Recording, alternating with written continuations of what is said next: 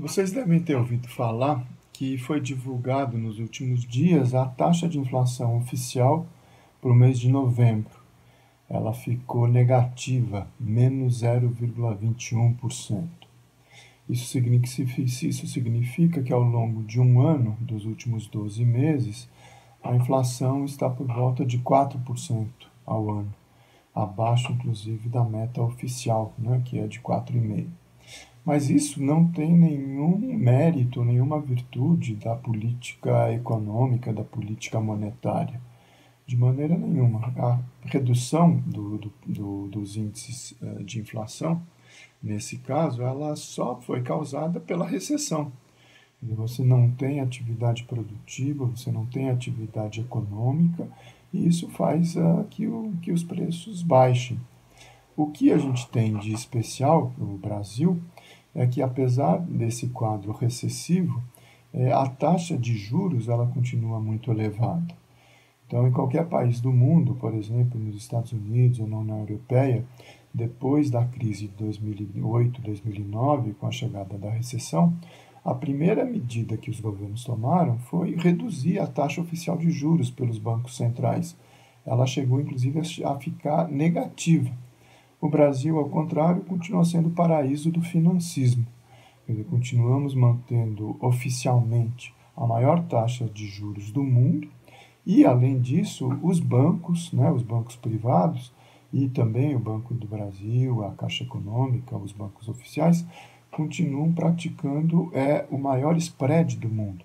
Ou seja, é aquela diferença entre a taxa oficial, a Selic, e o que eles cobram da gente quando a gente vai fazer, as pessoas, as famílias ou as empresas, quando vão buscar um dinheiro para um empréstimo, para um financiamento. As taxas são absurdas, são caríssimas.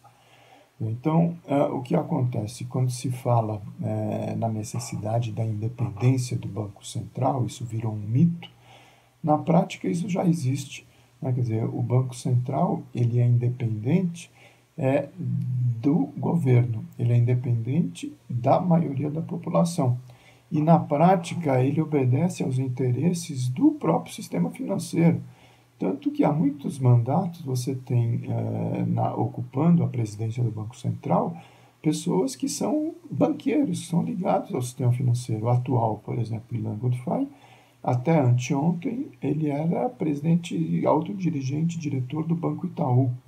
O Henrique Meirelles, durante os 8 anos do governo do Lula, obteve autonomia para fazer o que quisesse na diretoria, na presidência do Banco Central, e ele vinha de ser o presidente internacional de um dos maiores credores da dívida externa brasileira, o Bank of Boston. Isso é uma loucura, né? Quer dizer, está chegada a hora, já passou a hora de você ter maior controle social, maior controle político sobre a política monetária.